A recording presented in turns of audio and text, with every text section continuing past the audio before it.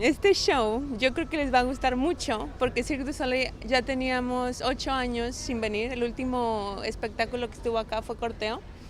Entonces creo que después de 8 años Cusa es el show perfecto para que regrese a España, ¿no?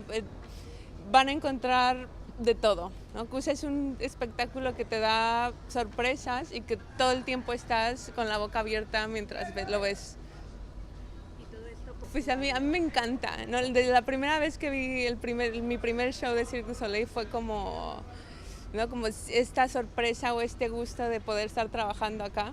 Entonces yo siempre estoy emocionada, ¿no? Si tú vienes, si me visitas o ves que estoy haciendo todo el tiempo, estoy como que está pasando, o sea, me gusta saber qué pasa, ¿no? Y siempre tengo esta sensación de, pues de felicidad que estoy por acá.